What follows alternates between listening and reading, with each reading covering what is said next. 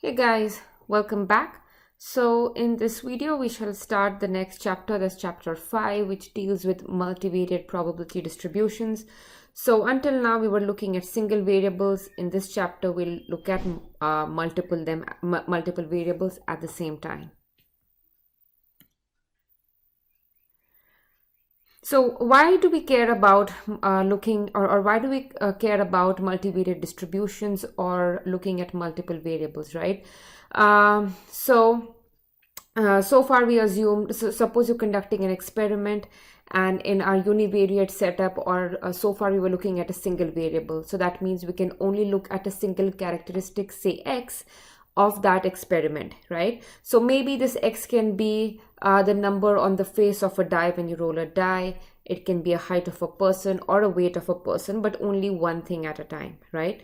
And there are many situations where we are interested in two or more characteristics. So for example, we want to jointly study the height x and weight y of a person, or the gender and whether a person is a smoker or not, or basically we want to study multiple variables together, right?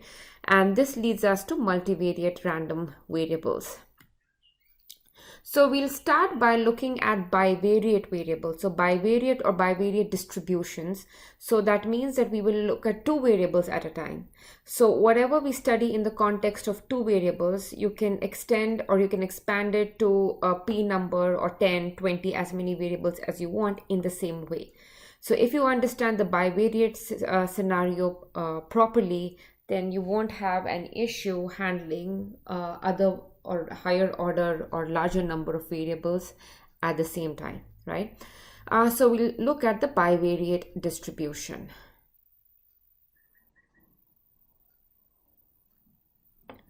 So suppose we have two variables, y1 and y2, and both of these are discrete. So we'll study the bivariate distributions in the discrete case and in the continuous case. We'll start with the discrete one in this video, okay? So we have y1 and y2 and both are discrete. So the joint probability function, this is the same as the Pmf or the probability mass functions, if you remember, which we studied for the discrete variables earlier on. So P is this mass function. So P at y1 and y2 is now probability that the first variable y1 takes value the small y1 and the second variable takes value y2, okay?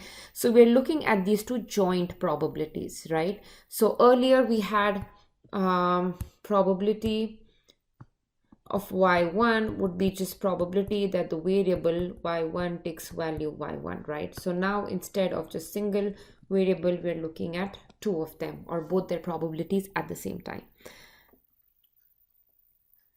So this is their joint probability mass function, right? So again, this function will follow similar properties to the probability mass function. That is, it's going to be greater than or equal to 0. Now this has to hold true for all values of y1 and y2. And the summation is over values of y1 as well as values of y2, right? So we have to look at, so initially we would just have sum over the single variable. Now this is a multiple, or we're summing over both the variables. So this sum has to be equal to 1. So let's look at an example. A local supermarket has 3 checkout counters. 2 customers arrive at the counters at different times. So there are 3 counters, 2 customers, and each customer chooses a counter at random, independently of the other. Y1 is the number of customers choosing counter 1, and y2 is that of choosing counter 2. Find the joint Pmf of y1 and y2. Okay, so we have to find the joint probabilities basically. So let's see what are the values y1 and y2 can take, right? So again, before calculating the probabilities, you first see what are the values the variables can take, right? So y1 is the number of customers who choose counter 1. So maybe none of them choose counter 1, maybe one of them do, or maybe both of them do, right? Again, y2 can be same, 0, 1, or 2, right? If y1 and y2 are 0, that means both of them are choosing the third counter, right? So these are the values the random variables can take. And I have also listed the sample space here. So this 1 1 basically means that the first customer has chosen the first counter and the second customer also has chosen counter 1.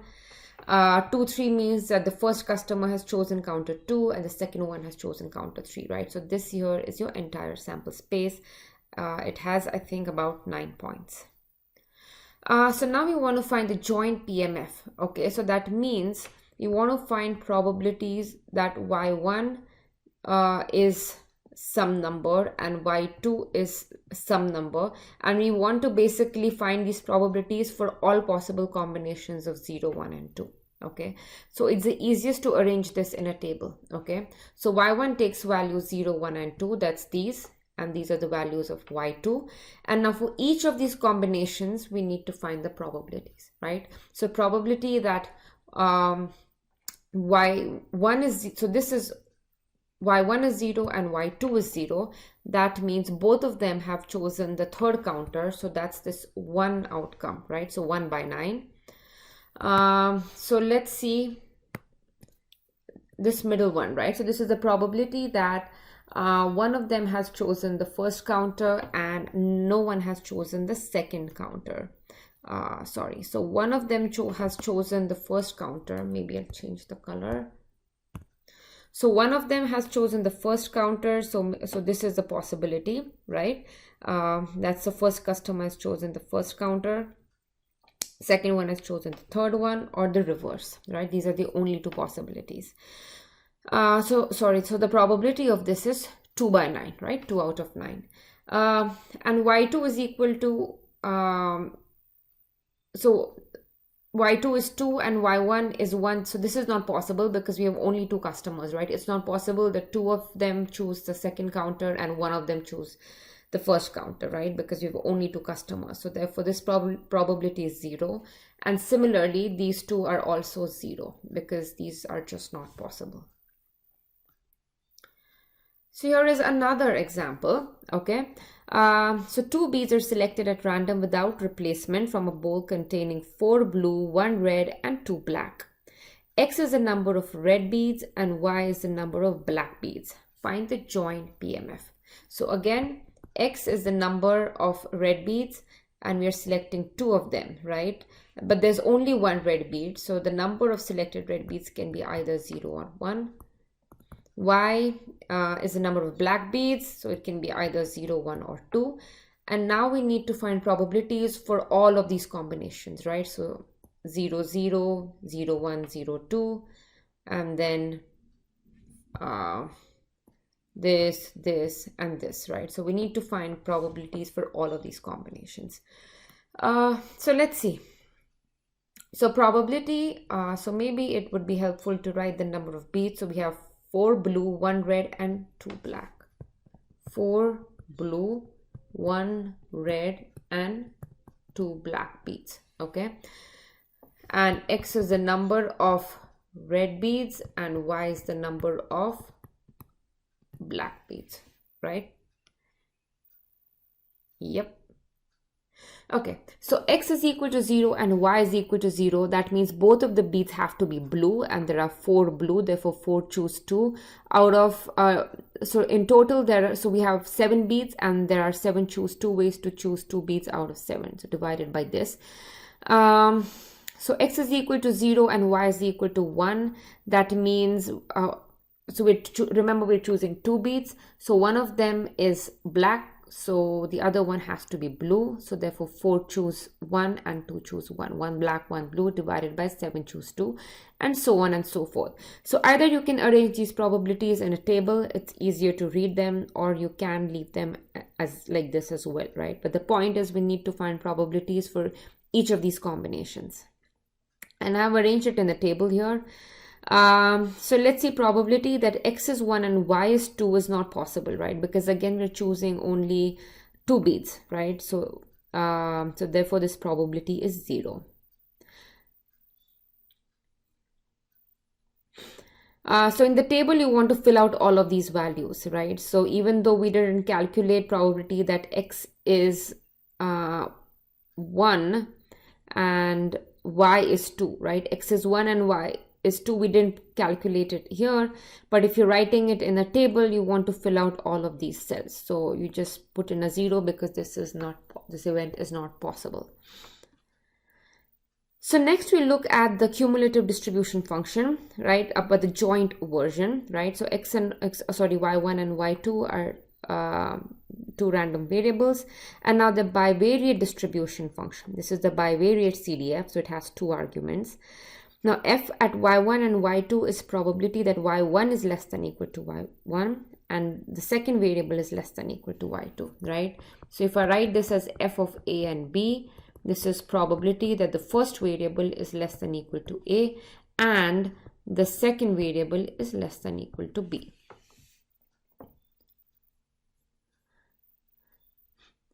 Now it has similar, so the distribution function has similar properties to the ones that we have studied before.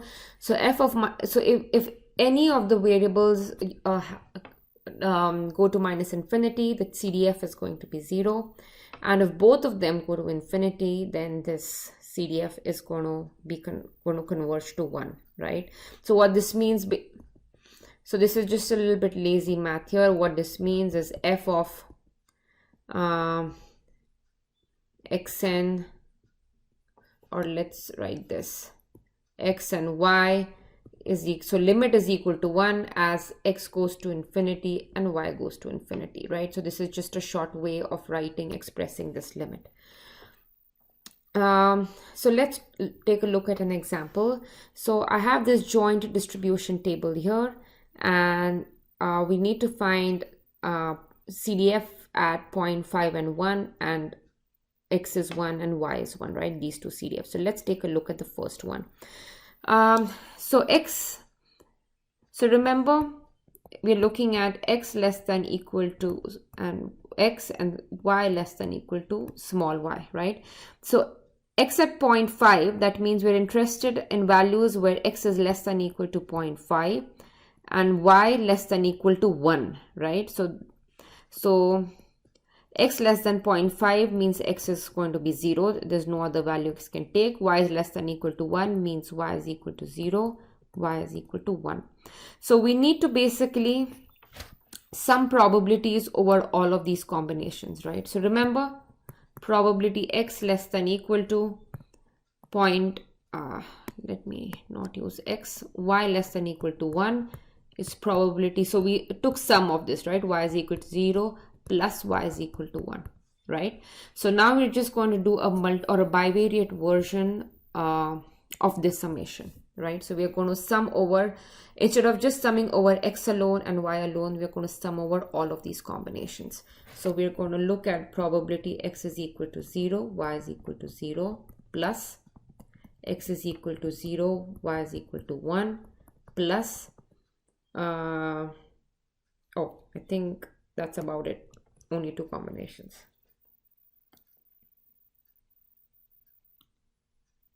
Right? So x is 0, y is 0, x is 0, y is 1, and this is easy. So x is 0, y is 0 is basically here, 2 by 7. X is 0, y is 1 is this number, 8 by 21. So let's look at the next one.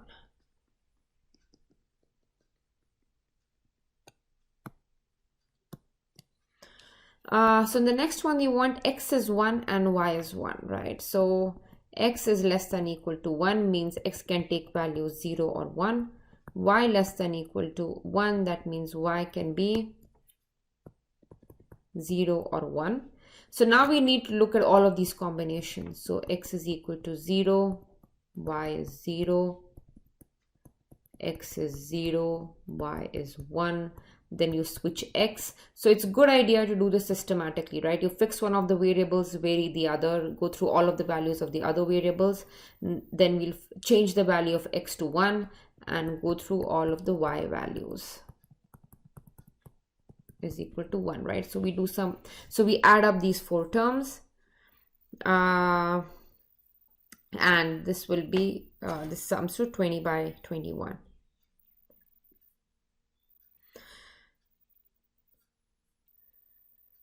So now we look at the continuity of the cumulative distribution functions, right? We know that the distribution functions need not be continuous, though they're right continuous. And all of the properties that we have seen for the CDF in the univariate version, most of them hold true, or they have similar bivariate versions, right, of those properties. So the one that we look at here is the continuity, right? So we have two random variables. They're said to be now jointly continuous, right? Instead of just continuous, jointly continuous, because we have two variables. If their joint CDF is continuous in both the arguments. So basically, if I have AB goes to 0, f of y1 plus a, y2 plus b, if this limit is y1, y2, right? This would be, this is how continuity would look like. So if this CDF is continuous in both the arguments, then we can say that the two variables are jointly continuous, okay?